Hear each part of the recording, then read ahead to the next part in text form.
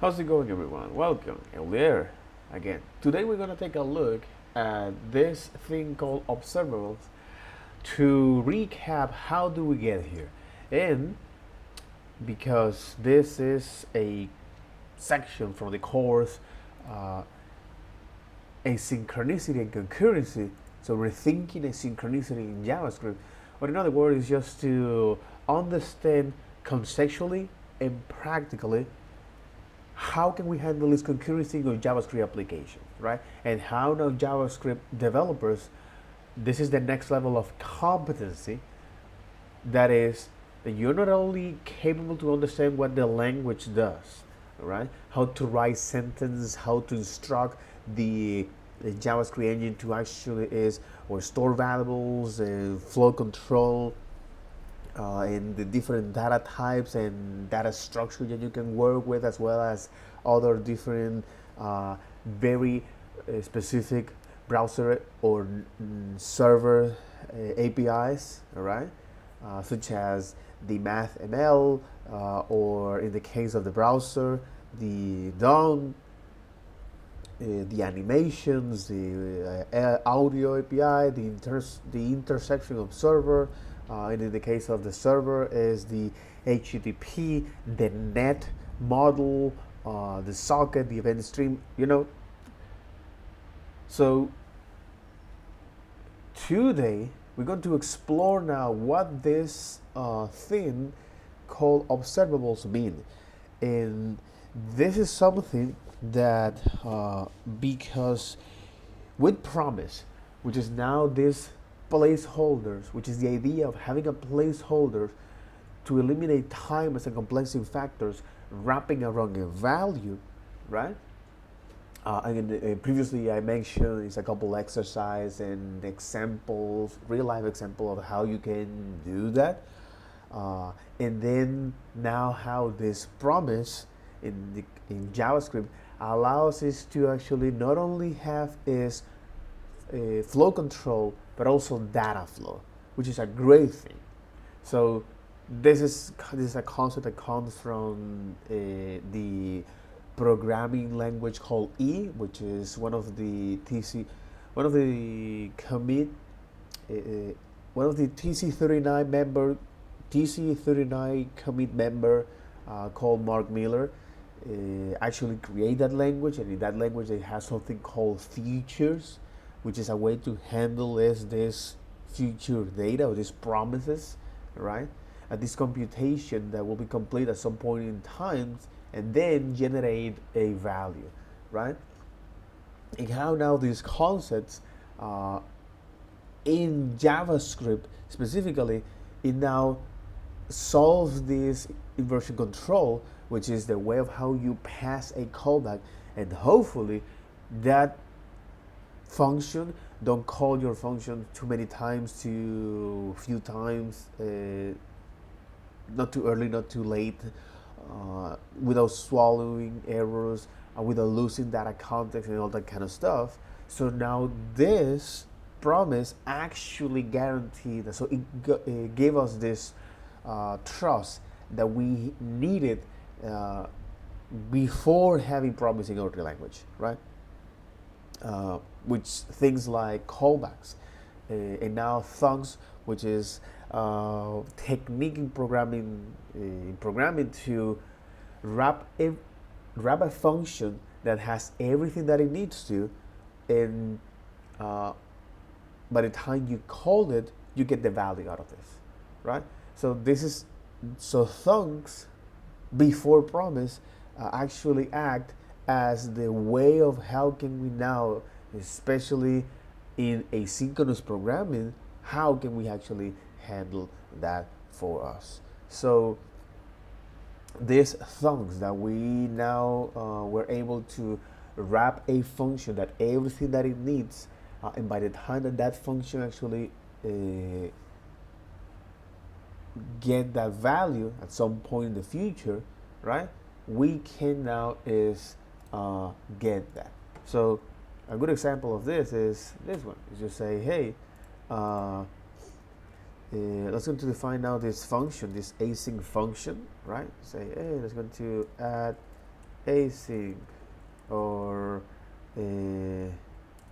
user or get user, say get user,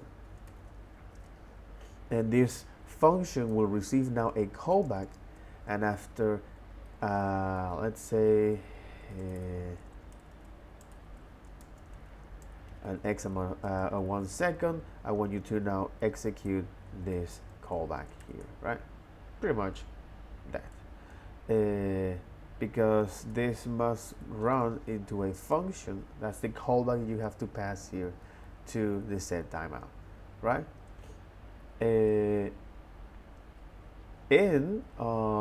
With thunks, we say, hey, let's going to create now our thunk, okay, which is a weird word that I don't know where it comes from. It way predates JavaScript, where, let me see if you can see that right now. Okay, let me actually do this. All right, so you can see that.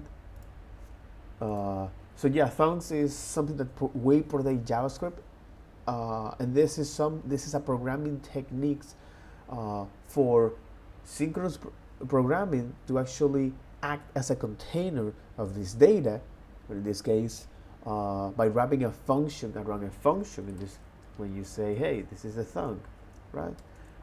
And let's go into now is call get user, all right, and passing now the callback that it needs to, and passing all the things that this function needs. And in our case, which is an asynchronous function, we're gonna pass now a callback. So anytime that now you say, hey, we're gonna return this as a function to create now a closure of this. We're gonna say, hey, I would like you to return this one, right?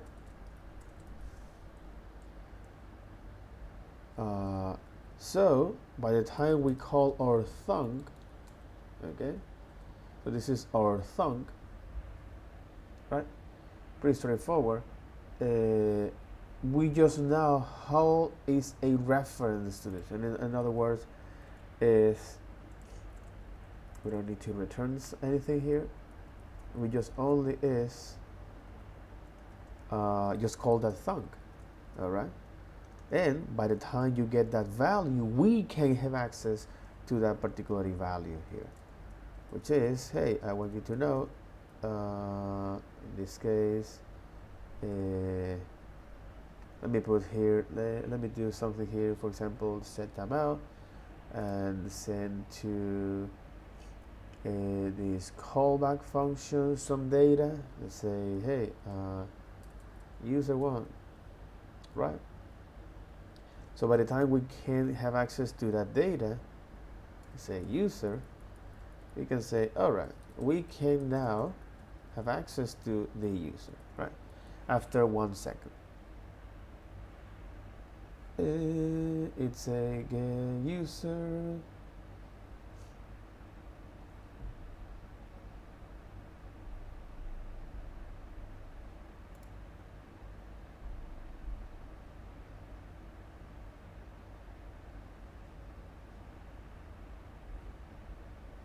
Oh, do you have something running behind the scene?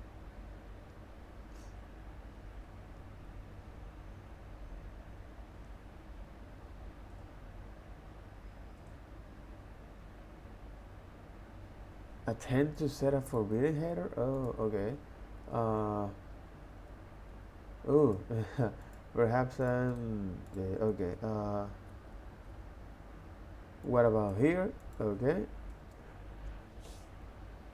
Okay, yeah, it's because perhaps that application in there is using some get user and all that kind of stuff. So yeah, here the CV is not defined here. Oh, because of course we are not passing that. My bad. So now it actually worked as expected, right? After 1 second, we get the user one. So this is a very interesting way of how now can we store the reference of this function, and by the time we call it, like this, okay? So by the time we call it, now we're gonna pass that callback to actually access to the data there.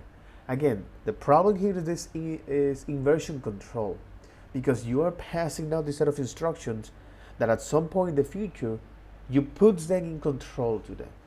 So you don't actually, so this is when the trust issues are generated. So promise say, hey, you know what? I want to now have this representation of this object that we need to, that this object that we need to eliminate time as a complexity factors without, to eliminate time as a complexity factors, wrapping around a value. So with promise, it's like, hey, we are now have the guarantee that by the time that that data is fulfilled or rejected, all right, now we are going to give you some sort of event listeners, right? Which is with the promise .then, right? And .then or .catch will say, hey, I'm gonna run this. So by the time that all of this functions, for example, by the time I complete this promise, which is I'm gonna do that once, okay, and either it is fulfilled, I'm gonna now run whatever you pass to the .then as an event listener. You can think of promise like that, or a callback manager.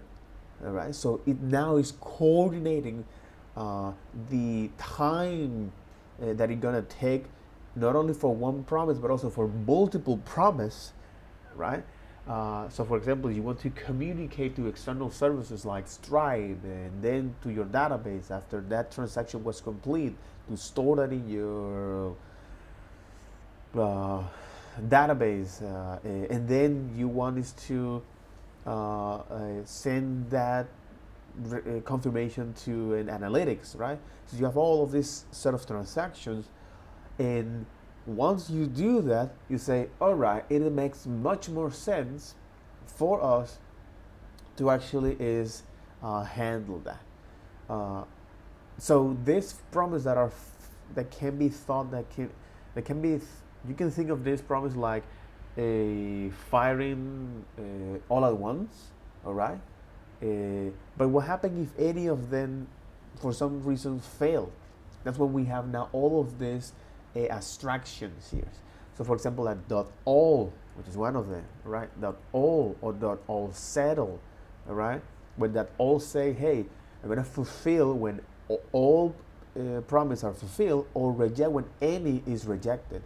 In the all settle, they say, hey, I'm gonna settle, I'm gonna fulfill on when promise settle, whether it is fulfilled or rejected with this shape, right? If it is fulfilled, you have the status and the value. If it is rejected, with the status and the error.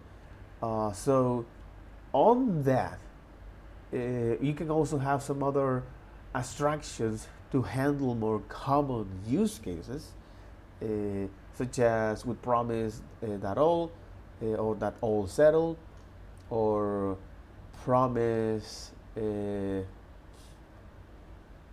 do you put it? Promise that raise. Hey, whoever promise was resolved, whatever, wherever the first promise that was resolved, please, let's going to catch that.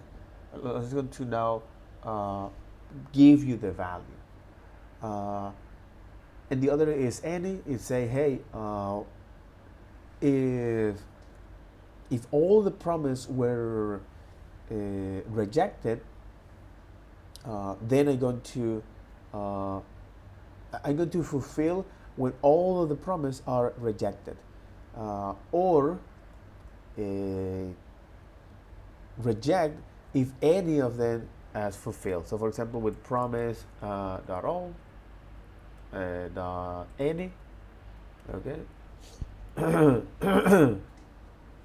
is that right?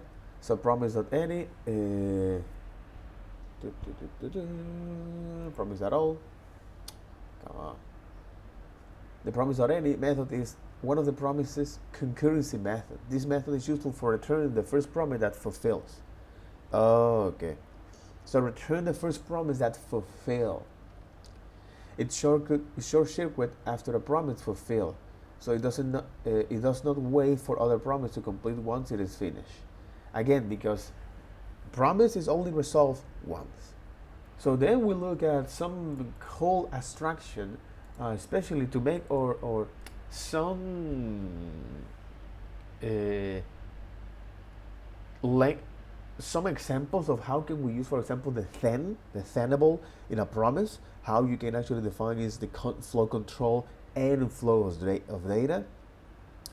And even though that promise solves this inversion control, not the, we still have the non-local, non-sequential reasoning issue.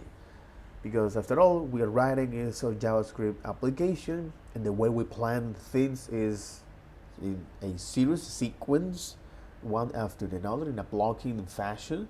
So generators kicks in as a way to now provide that ability. So how so? Well, because now generators, this is a concept that comes from Python, and is the idea that normal function runs to completion. With generators, we introduce now a concept that that's not true. And you may wonder, why do we want to do this, right? Why we don't want to actually run to completion with a function? Because after all, functions in JavaScript, it runs to completion. It doesn't mean that if that found any other function, it won't call it. It will, but this say, hey, you can preemptively interrupt the execution of this code with something else, right? And this is huge, because now this gives us is much more certainty. So with generators, right? When now here we can is get into a function execution, and anytime you find a yield keyword, it will pause, freeze it, block everything inside of this function, and pass control to whatever it was called. And this is not to introduce some sort of chaos in your program. This is just to define in a syntactic form a behavior that previously was hard to replicate. So it requires a lot of work to do. So for example, state machines. So generators is a syntactic form of describing state machines. And again, if you're not familiar with state machines, this is just a way of having a patterns of series of flows from one state to another, to another, to another, to another, and descriptively list the transactions out. So this concept is something that is very powerful, all right? There are other libraries out there that actually are bringing the generator concept and this state machines flow, like X state, that I find out very, very interesting. Like so. So for example, X state is a state management and orchestration solution for JavaScript and TypeScript applications, right? It uses event-driven programming, state machine, and a state chart. That's what we're talking about here. An actor model to handle complex logic in predictable, robust, and visual way, which is something that we actually need, especially to handle in our application. This is still something that, despite it might sound quite easy and chill, right? Because you have now the visualization of this, which is making things quite simple. So you have now a simple machine that is going to take or to handle this. So increment, decrement, and set, right?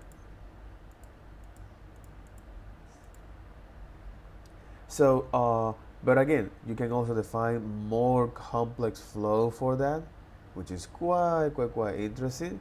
And again, so React can also include that Vue as well as Svelte. This is too early. Uh, Again, it's something that you might want to consider to go with. So far, we use the Redux because this is now a robust battle. It's a battle test state management application. That's what we use that. And in the context of business, you want something that has that proven record. So with generators, all right, that now uh, like this, right? So with generators, and we have now this ability to not run to completion, but instead is get into a function, find until they find a yield keyword, even in the middle of an expression, and then freeze everything, pause, and then pass control to whoever was called. And this is, as I mentioned, this is huge because you can replicate this particular behavior, all right, with callbacks and iterators, but it requires a lot of work and also careful programming because now then you certainly have to create a closure to keep up at which state actually is this function currently work, is this function is at which line of this function you're currently evaluating that. And also using callbacks. So it requires a lot of work to actually simulate this behavior, these state machines. So you can think of this like when you get into a YouTube video. Let's say you want to saw is a LeBron video or some Joe Rogan's video, right? So when you pause it, it is freeze, all right, until you eventually come back and resume. So let's say you pause that because let's say you want to pause this a Joe Rogan video, and then you go back to make some popcorn, right? And then you come back here now with your popcorn ready. All right, let's get into this, and then you hit plays, and you hit play. So this is now in the context of JavaScript, the behavior that we want, especially when we run our function. And not only that, because this generators will allow us to not only solve it not only a lot. So these generators, one of the interesting things is that it allows us to now solve the non-local, non-sequential problem when writing your application. So we went through a couple examples of how you can create your generators with this asterisk that you put that, and how by the time you call that generator function, it will give you now an iterator that it will be the responsible to actually is walk through the function. So iterators is just a way of stepping through a typically data sets, but in our case is the way of how we stepping through a flow control. That's huge and that's very interesting. So these iterators that is returned by the generators anytime we create a new generators, all right? And inside of that, we can define the word keyword, the keyword yield. So then it reached to that point, and then now is, as I mentioned, it's gonna pause, freeze, and return control. All right, and we do that anytime we want to get into this generator. We do that through the iterator. All right. And it will do that in a sequential way until it finds the return keyword or undefined, right?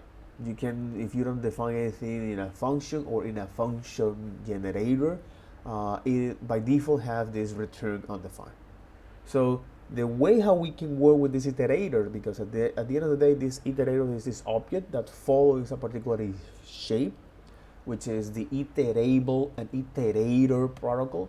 The iterable is describing is the iterative behaviors in an object that can be now used in this new way of consuming sequence of elements with the for of.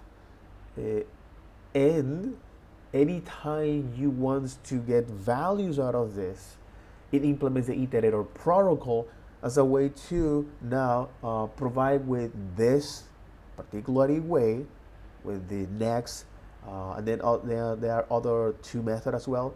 But the next function is something that is relevant for our case.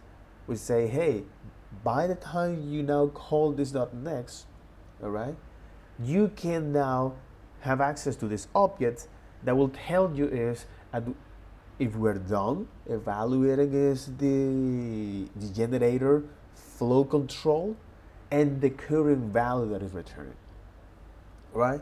So that was huge because, yeah, even though that the word generator is quite descriptive in terms of the ability that this particular data structure is useful to generate this type of data, we also look at a couple examples of how can we actually do that. It's not that hard. In terms of we define as the generators, and we define the generators that is going to receive now this data, all right? And anytime we call that iterator with the iterator object, all right? For example, here, this says type animation, all right? If we want to actually go through each one of those elements, we can now encapsulate that into a logic here, right?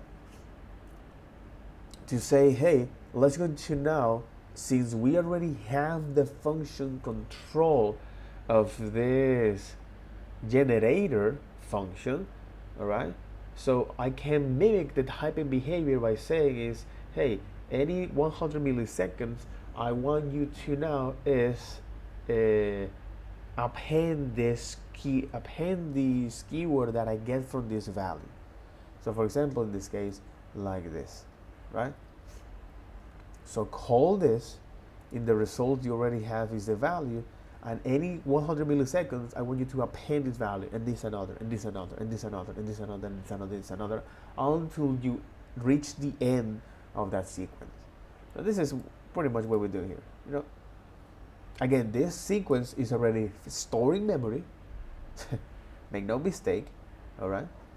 This sequence is already storing memory, and what we're doing is just iterating through that after the next amount of time with the timers. That was quite very, very, very interesting. Okay. Because yeah, even though that this is something interesting to take a look at this, because not only generators are great for, in this case, yield values, all right, but also is to act as a message passaging.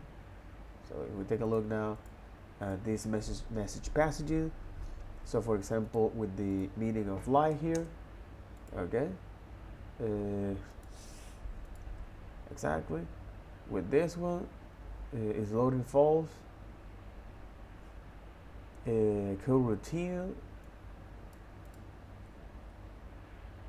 So yeah, we make some couple abstraction here, just to simulate now this async generators. For example, like thinking, okay, and how can we now pass some data to that, okay? In the case of our generators, that is here with the coroutine, all right, we're actually is now passing the data. And how, perhaps this is quite hard to read, but it doesn't matter. The whole point of this is that inside of our generators, we can actually receive some data, from the generator point of view, receives some data, all right, and then some yield or produce some data, right? Now, because this property of the generators, that with the iterators we can act as a messaging passage, as a message passaging, all right. Unfortunately, if you do that initially when you call your iterators, it won't actually receive that. This is part of the design, flaw design right now in generators. Okay. So, but in any case, one of the most interesting application of the generators is the ability that we have now to combine that with not only for callbacks, because we still have the inversion control problem, but also with promises, right? And how now we can actually write a very straightforward example of that. How so? By saying, hey, let's go to define now is this function generator called create flow, all right? And this create flow is actually going to handle this asynchronous operation. So you can say, hey, yield the fetch to the placeholder JSON, say placeholder, JSON placeholders like this, right? And I want to fetch users or posts like this one, all right? And I want to get is the fetch is only one, okay? Hey, please fetch this response.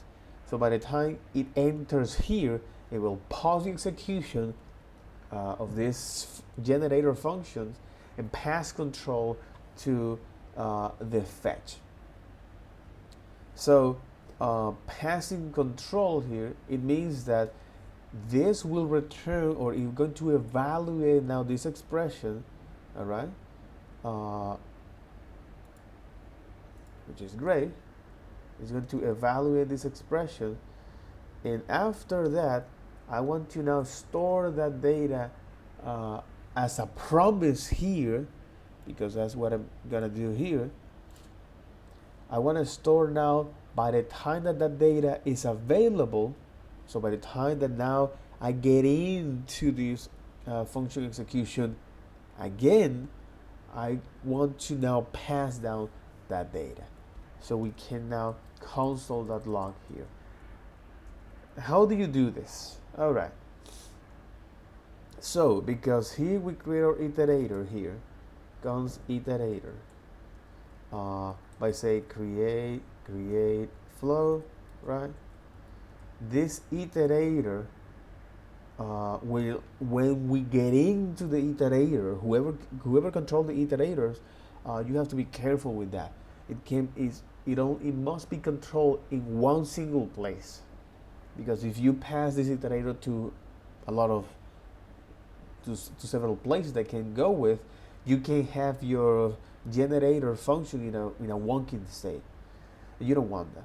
So in any case, so we have the iterator, all right? You can think of the iterators as, in the context of generators, as this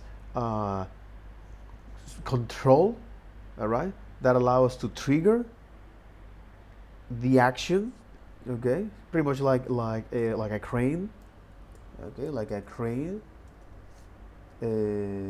machine, I think it is. Yeah, like a crane. Yeah, like a crane. Exactly. Pretty much like a crane machine. It's like, hey, if you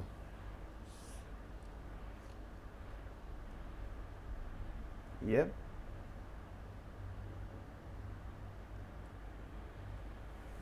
Interesting. Okay.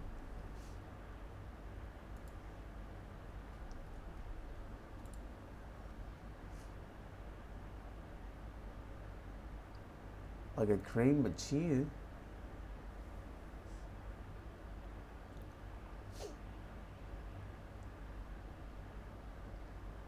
Okay, interesting. Exactly, but like a crane machine. But I want to know is a crane machine inside.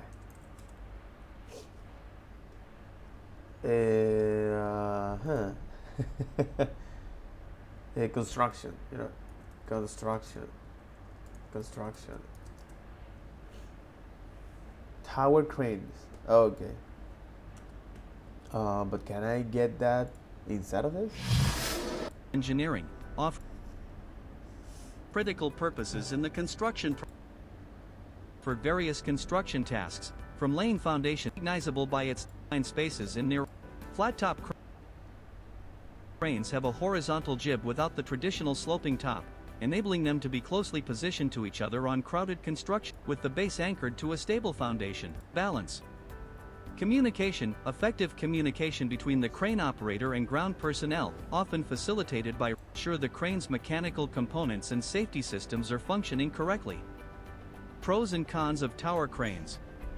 Tower cranes offer numerous advantages, but they also come with certain drawbacks. Pros of tower cranes. High lifting capacity. Tower cranes can lift extremely heavy loads, making them suitable for a wide range of construction tasks. Versatility. They can be adapted for various that was capacity. A very interesting video. Tower cranes it's like, is that there's another can lift extremely heavy. There is another crane that actually add more and more loads, and more. Making them suitable for tower crane for a wide range of construction tasks. Versatility. They can be adapted for various project types and sizes. Efficiency. Tower cranes expedite construction timelines by streamlining material handling processes. Exactly, it is awesome. It is awesome of this tower crane because they can lift up as they need to actually timelines move, by streamlining material there. Handling processes. Precision, accurate load placement contributes to the quality and integrity of the final structure. Cons of tower cranes. Cost. The installation, operation, and maintenance of tower cranes can be expensive. Space requirements. Tower cranes require substantial space on construction sites, potentially limiting their use in constrained areas. Complexity. Operating tower cranes requires skilled personnel and comprehensive training. Weather dependence. Adverse weather conditions can impact crane operation and construction progress. Health and safety considerations for tower cranes. Safety is paramount in construction, and tower crane operations involve inherent risks that must be carefully managed. Operator training. Certified operators undergo specialized training. Of course, you need, of course, that. And I want to actually use this particular example here, this construction example, right? So swinging a tower crane seems like a pretty basic, straightforward function. You got your controller over here. Exactly. On your left-hand side, you push to the left, a little bump. There's a brake opening up. You push to the right, a little bump. You get a little bit of swing out of it. Now it's not quite that simple. It takes a lot more finesse than that. Right now I'm probably out 180 feet, 185 feet, something like that. I have 265 feet of boom. So if I just push on that controller and hold on to it, I'm going to get the jib just doing a little. So if I just push on that controller, I have 265 feet of boom. You are 255 feet. Holy moly. You're 83 meters. You goddamn it. That's. So if I just push on that controller and hold on to it, I'm going to get the jib just doing a little snake action going on out there. I'll never have any control over it. And so to get things going, what you want to just pretty much, you can actually simulate this kind of stuff with the iterator, right? The iterator actually gives you control. So the iterator now is this pattern for, it's a pattern for stepping through data, okay? But in this case, it's about to stepping through generator flow control. So anytime you now move something, or anytime you want to get into the function execution, you're gonna get in by moving this by actually calling the .iterator.next.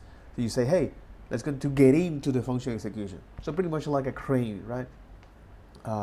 When you want to move in certain directions. one or another until you're done, right? Do is you want to get a little lead on it. You want to get a little bit ahead, and then just let it coast. And then as the block starts to swing with it, I can put some more power into it, or I can power into it, let the boom get ahead of the block, and as the block comes in, starts swinging as fast as it, I add a little more power, and then when I get ahead of it again, I add a little more power. And the same thing with coming out of it. When you're getting rid of the energy, you go ahead and you might be in full power and you're ahead of it, and when you kick it into neutral, the block will come out ahead, and then you can start counter torquing it, pushing back the opposite direction that you're going. So if I'm going left, I'm pushing to my right, and what happens is it throws it out even further, and you just stay in it nice and lightly, and eventually you get a little control over it. You might have to go to second or third step if you're in a really flying mode, but if you're doing duty cycle type work like pouring concrete, okay, to get it under control. Or sometimes you have to slow it down, let it drift out, and then slow down. And as soon as you hit dead center with it again, you go ahead and release and let the boom go ahead. And then what'll happen is it'll drift it and make it drift out again. Now you've dissipated enough energy, you can go ahead and power out of it real hard, and then stop dead center of the load so you don't have any swing. But then you got all the torque in the tower, right? So you got to dissipate that energy somehow. And so what happens is, if you don't have any wind going on, then you can go ahead and just let that torque come out on its own. And then once you hear it stopped, or you feel it's all stopped, you go ahead and lock your brake. Sometimes it's the thumb button. Sometimes it's the twist on this old style, this 1992 model. Or it's a button you might have to push. Or sometimes on the new cranes, they'll set themselves. So you don't have to worry about it. So let's do this. So I'm going to put in a little bit of power, and I'm going to get ahead of the block. So now my boom is ahead of the block, and the block starts moving. I can add a little more power. So I'm on my second step now. And so now I'm pretty much staying dead even with it. I let it go to neutral, and the block is drifting ahead. So I can put a little counter torque into it. Now when the block is even with the boom, I go ahead and stop. Let it drift out. It's going to drift ahead again one more time. And now I can take little bumps, and I'm ahead of it, and the block has stopped, the boom's still moving, and it's reasonably stable. So I go ahead and hit the brake, take a little of that torque out of it, and then lock it again. Exactly. And so now I've got just a little bit of drift back and forth. It's pretty acceptable as it is. I'm light on the winds, about 6 miles an hour, so it's going to be fine right there. I wouldn't go for another catch on that one. It's too minor of a drift to get worried about unless you're coming down into an elevator core or something where you might be. Well, but in any case, the whole idea of this tower crane example here is that here, when we create out this function, this iterator function, in our case, it'll be here, right? Let me actually do this here, right? As we create now this iterator function, this create flow, this generator function, because it's going to return now this iterator that act like a dashboard control, like in a crane tower, where you can now say, hey, anytime that I want to move on to a particular, I have now this particular button, all right, or particularly crane. You say, hey, I want to move on. Another thing here, unlike a crane tower, is that in the crane tower you can move right to left, for example. But here, because we are getting to a function execution, we are just going to move forward until we'll hit a block, and this block is a yield, all right? So we say, hey, I want you to move this. You're going to move until a yield keyword is found. And remember that after all, this actually acts as a way to pass a message. So enough of me talking here with that weird example. But oh my God. Okay, I already created that. Let me run this, and because now is the iterators that allow to have this control, all right, of the function execution of this generator function, so we can pause and resume, pause and resume, pause and resume. I will call this pause, pass, control, and resume. Pause, pass, control, and resume. Okay. So,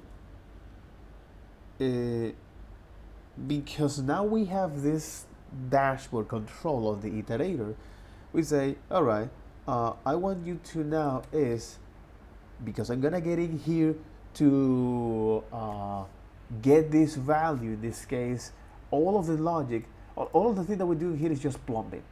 It's just plumbing. Because our logic here, what we are going to actually write is here, inside of the generator.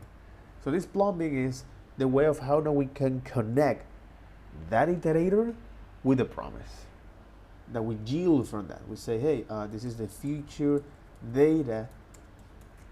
Okay, when you say, hey, the iterator.next, it will return out an object that will contain is the value and the done property to say, hey, if we are actually done evaluating the generator function, flow control, if we're done. Okay, so we get the value here. This actually inside of this is yield is producing these promises, and then because this is a promise, remember that after all, generators, one of the primary function is to generate values. All right, and one interesting case is this: by the time you get that data, okay, I want you to is now run this callback. In other words, you say, hey, give me that data, and I want to now call the iterator dot next, all right, with the value, with the data here.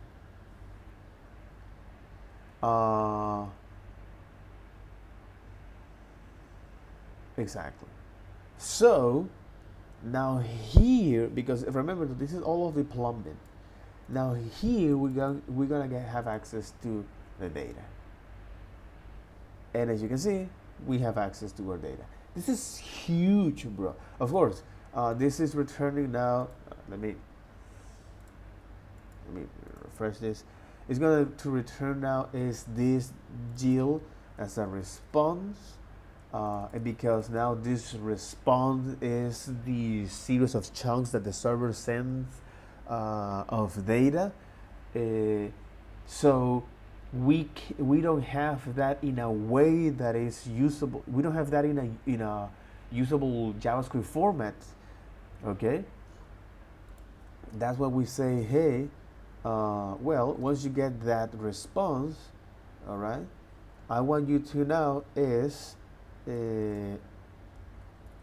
response.json,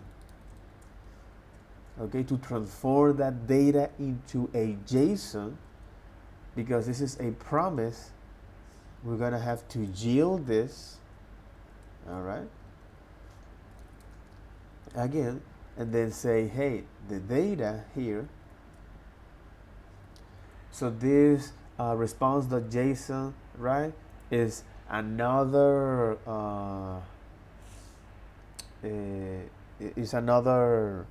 things that we can do here as well. So it means that now we're going to say, hey, define another variable behind the scenes to say this is the future response, right? Future response, all right. This is future data, right? Now by the time we call the next iterator dot next dot value, we're getting here again to the function execution, and we say, hey, this is future response,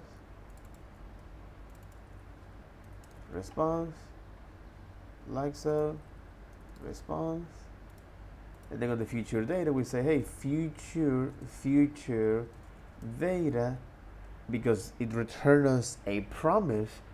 By the time that is fulfilled, I want you to know, provide is the data and pass that to the generator function through the iterator, right? Which is .next, and pass the data as expected, right? Response is undefined.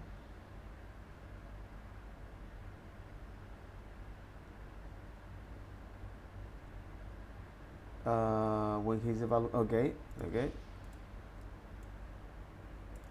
Wait a single moment. Response is undefined.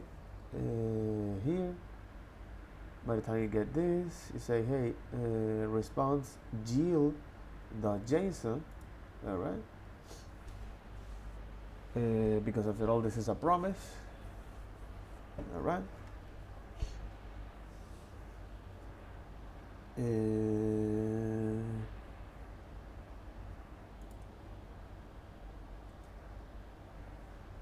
Come on, here we go. Exactly, so I said read declaration, but say response is undefined. Response is undefined here. Error, URL constructor is not a valid URL. Wait a second.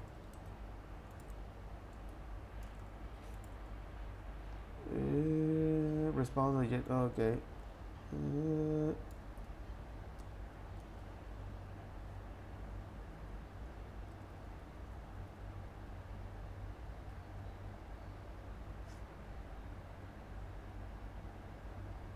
Alright, but we get our data. Oh, it already. Jesus, it's because.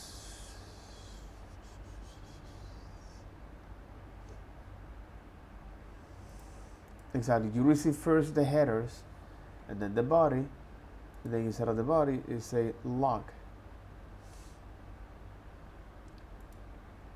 Because this is a readable stream, that's right.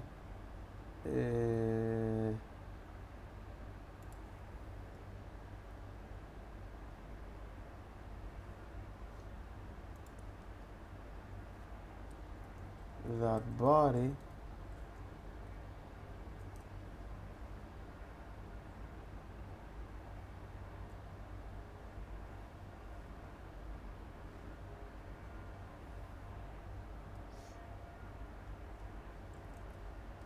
exactly that body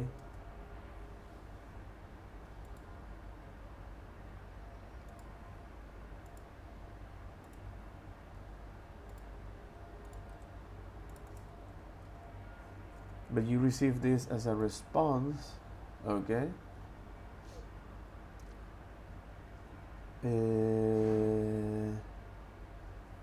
So the response object,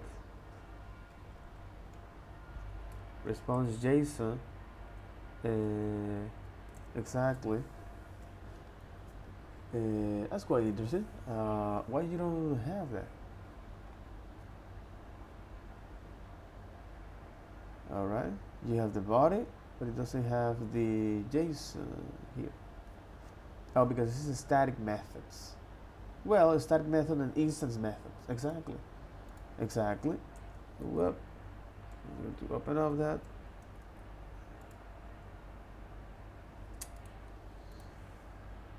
Hit the spec, and here we go, right? So you're supposed to have a method called JSON.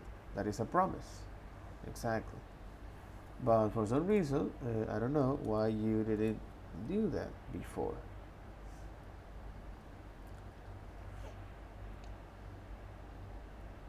Like this, right? So we know that this response has a JSON, and then we're going to yield that. It's like, hey, I want you to evaluate that and pass control, right? So this is, hey, yeah, I'm going to evaluate the pass control.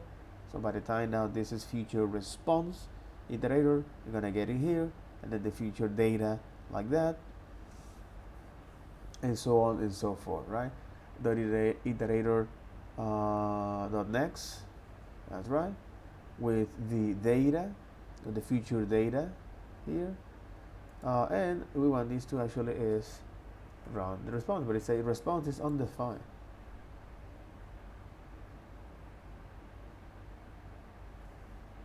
Okay.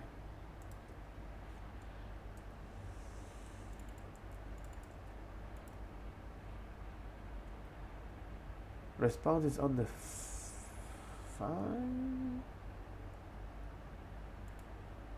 Okay. Response is undefined and line here.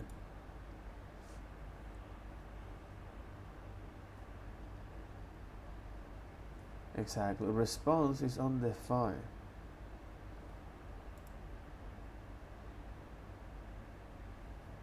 So you're getting here the first time future response, all right? You now get that value, all right, which is a promise. The first time, this is the promise. You're getting here as the value, all right? And then by the time that that is done, oh, I get it. I get it. Now it's because we're calling it synchronous.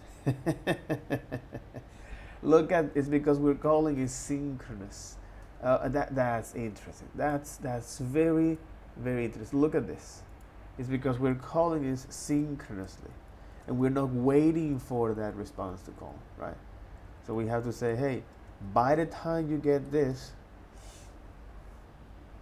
all right. Exactly. So by the time you have now this iterator.next response, you return control to this with the value as a response, all right? And then it say, hey, let me now yield this, because this is a, let me now yield this to transform that JSON response by saying, hey, now this will be the data, all right? And then you say is the, let's gonna call this response, okay? And then you're gonna call this iterator dot next, all right?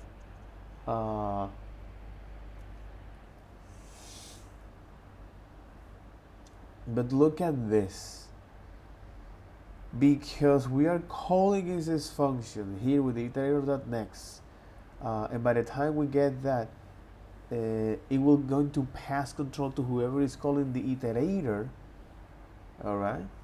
And because we are now hearing this promise, that by the time that now, yeah, that makes sense. That makes a lot of sense, because this will now return. We can say, hey, I want you to return this dot value here, all right, which is now a promise. So look at this. So by the time you get this data, I'm going to pass that, right? I'm going to pass a control, evaluating here, okay? And then now it will stop the execution and then pass control to wherever it was defined. So it means that we can get the value as a promise here. You say, hey, we'd like you to now return as a promise, which is returning a promise, all right? And then this response, we can say is this response. So the first time we get is the response. The second time we get is now the JSON. All right. So by the time that now we pass that data as a promise here, and then we call now that to actually pass down a promise here. So by the time that that promise is resolved, we're gonna get our JSON data and pass down to the JSON here.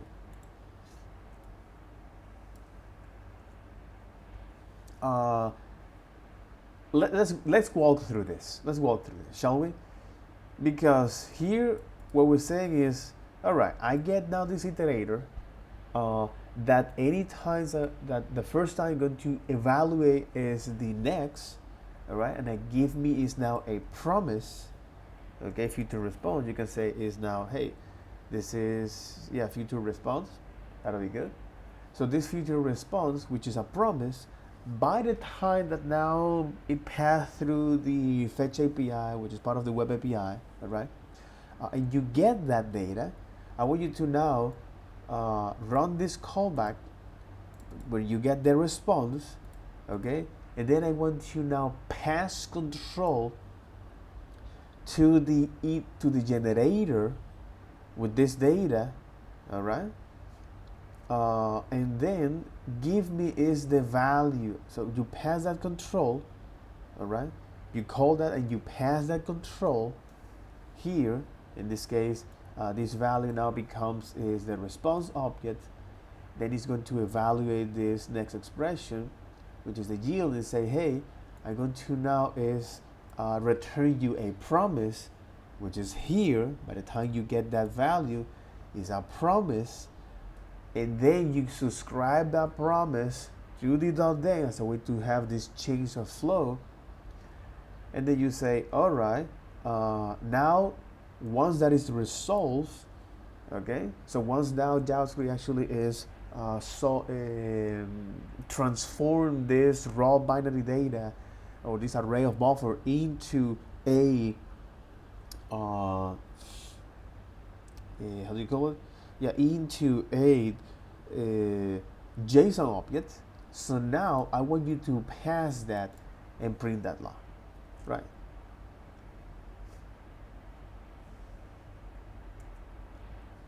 And that's how that works. It is pretty powerful to do this. So this is a very interesting topic here, because here we're dealing is with a lot of the things going on.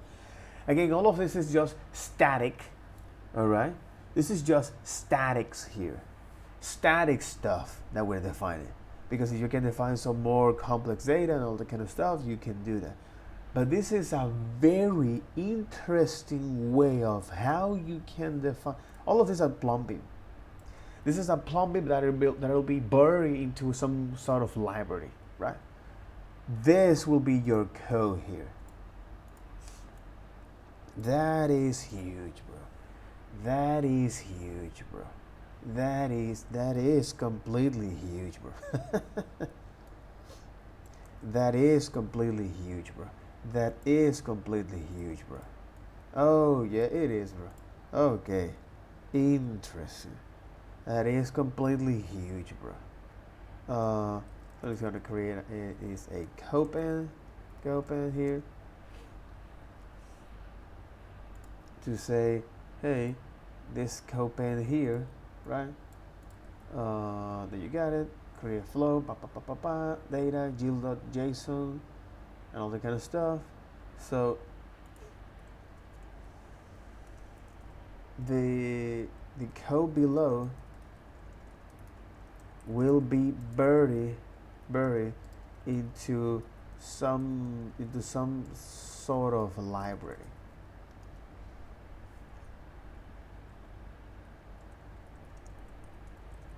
Since this is the control mechanism. But it's important to understand that, all right?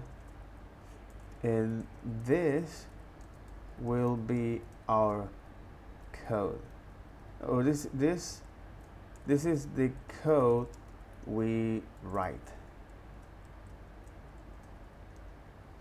Exactly. This is the code we write.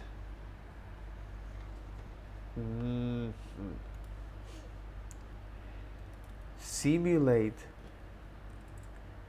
async, exactly. Simulate async await with generators.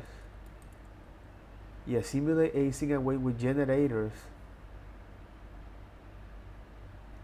Simulate async await generators. Flow control with promise flow control. And that is huge, bro. That is huge, bro. Because here we can say is like, hey, after you get that, I want to document. Okay. So you say is document get element by ID, and here you say is the output, right? So by the time this data here, you say this will be the output we're going to store now into this, and say, hey, I want this will be our output. Okay, output element. All right, and I want to now say output element. I want to interact with the text content. Okay. So this is an element. Since this is an element, and an element and an HTML element, and an HTML element it is derived by the element, which in fact is derived by the node, this abstract base class. So I want to say, hey, I want to now set the content to that to loading. All right. Anytime we get in here to loading, and by the time that we are now done, we just only pass that data, right? So hey, please, now I want the data is the data here. That's a JSON. Of course, it's not gonna show is the data as a JSON, so we're gonna have some issue here. But yeah, let's go to wrap this. In this case, say, hey, div ID of the output, that's right. Now div, that's right. You save this. You got it.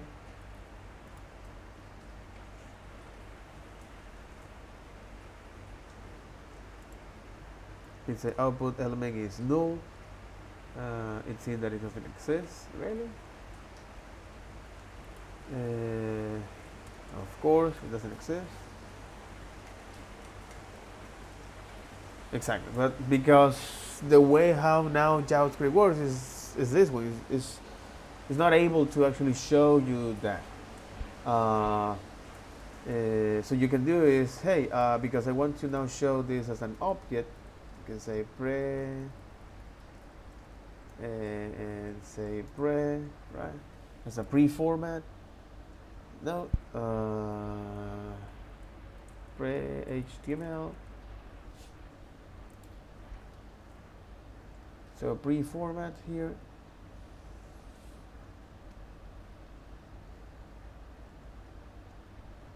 Exactly what to show is this pre-format.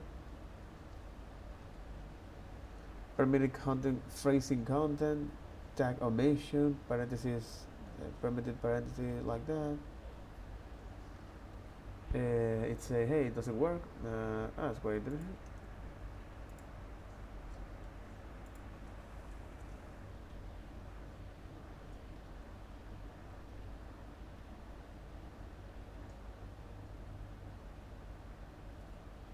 Oh, unless I say something like this.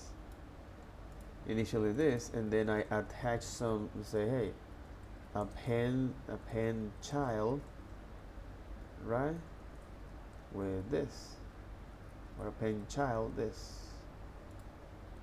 You say, hey, I want you to now append child. Okay, and this must be a child for that,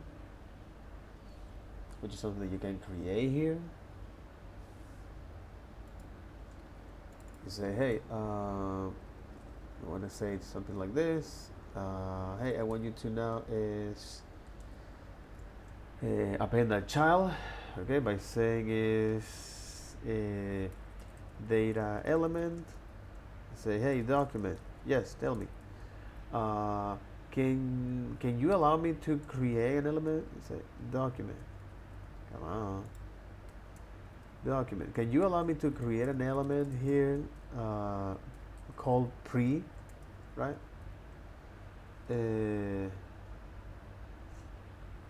Yeah, create an element here.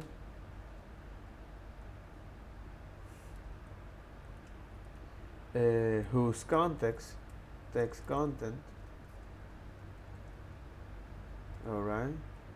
So whose data element the text content is equal to data, right? And then I want to append that data element here.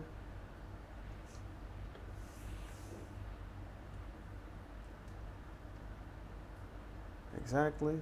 So then we are now appending is another element here. That's what it's showing is loading and all that kind of stuff. It is quite interesting because it doesn't show that as we expected. Let me see if this pre-work like so, which is this pre-format, right? No. Oh, interesting. Oh, okay. It works by injecting this content directly, all right, but not by passing its data as a text content. Okay. Question is that how can we render that object because the browser is saying, hey, this is my format, this is the way how do I transform this. Inner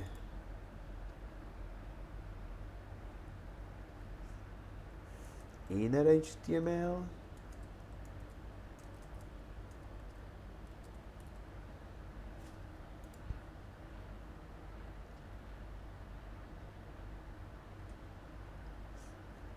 You know, it's like how you can add data to that.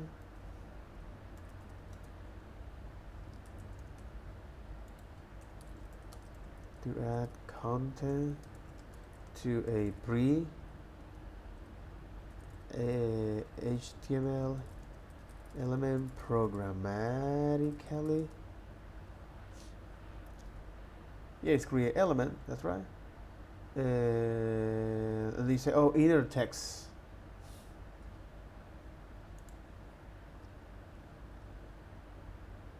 Okay, so what's the difference between inner text and text content?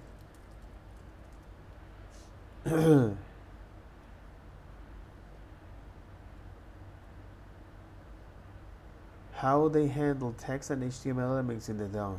And here's some key distinction.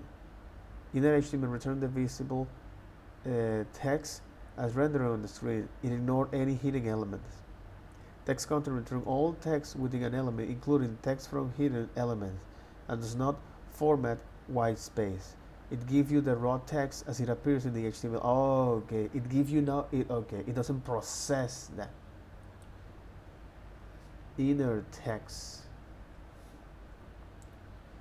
Text representation. Performance. More performance intense because it requires layer calculation to determine that what text is visible, which can slow down operations. Generally faster as it does not require layer information. It simply retrieves the text content without considering visibility or formatting. Only applicable to HTML elements. Object, meaning it can be used for all node types. Handling HTML tags.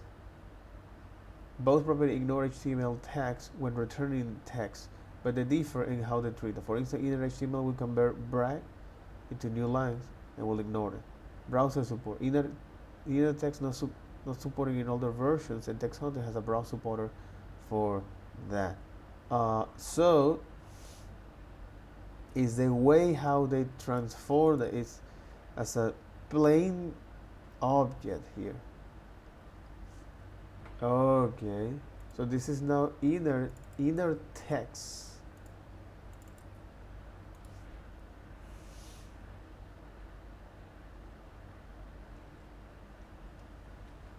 But they don't transform that data. You know what I mean?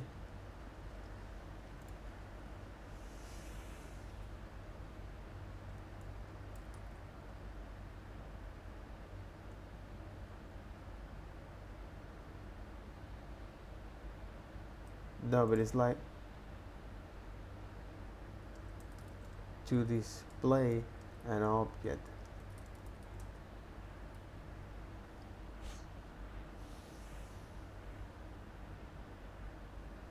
Convert the object to a string.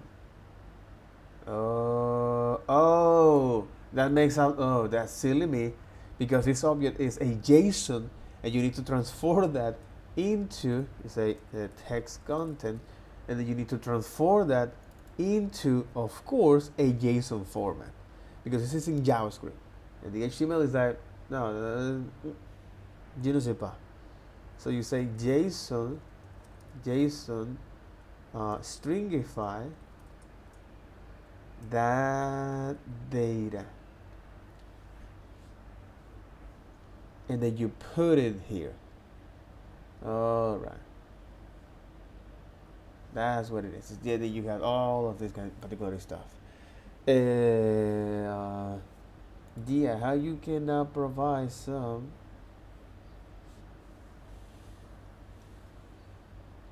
Okay, convert the object to a string and set it as content. So JSON stringify has several options here. Pretty print with indentation. Pretty print with indentation. Pretty print with indentation here. So this data, now after we now get that as a raw binary, this data that we receive as a chunks of series of chunks of data from the server, and then once that is done in our buffer, we transform it into a usable format in JavaScript, this language, as a JSON. Now we can attach that to the HTML. But the problem is that this is now in a JSON object format, not in a string. So we need to transform it into a string. But when we do that,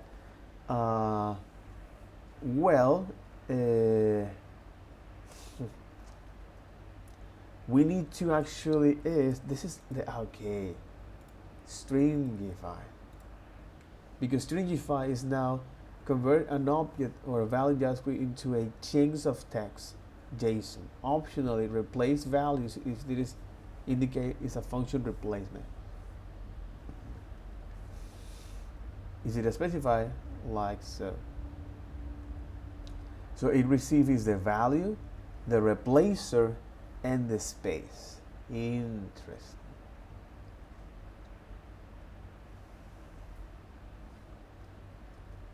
It receives the value. It receives the value. All right. Exactly. It receives the value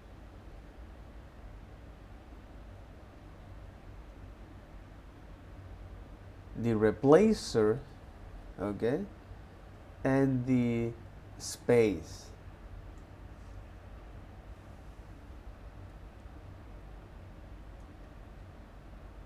That's quite interesting, and this is a very interesting things to do here. So here, instead of actually append that child to this, we can just say is this. Hey, I just want to alter the text content of that, which is you create this, all right.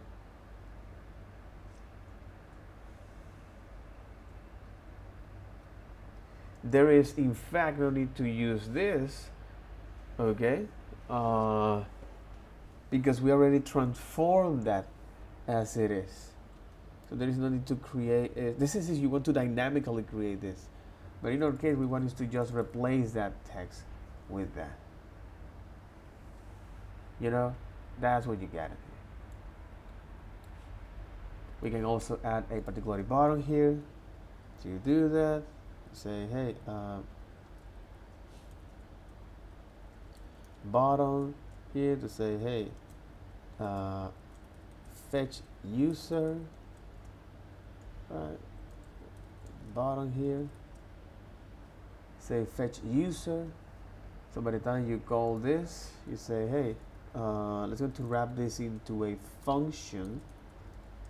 All right, where now this particular function is going to handle this stuff as it is, right?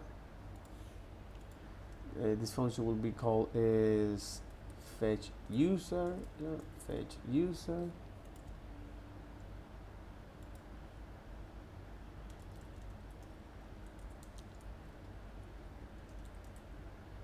All right, and by the time you do this with the fetch user, you say, hey, on click, I want to now is do this. Fetch users. Say, hey, all right, let's get into this.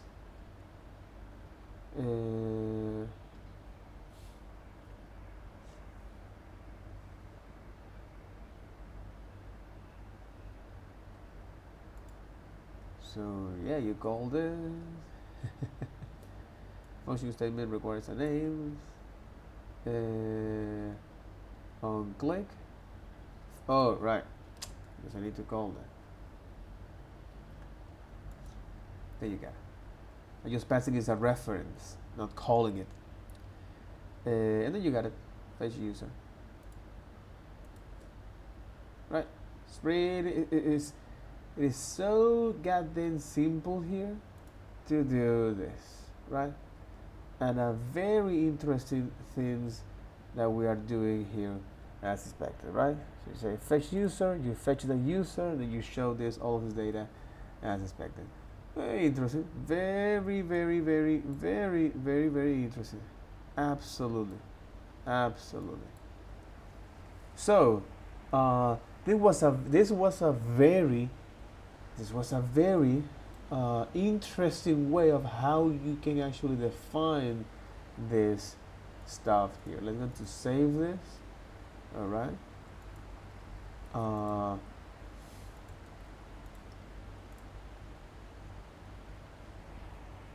right. I'm just gonna save this.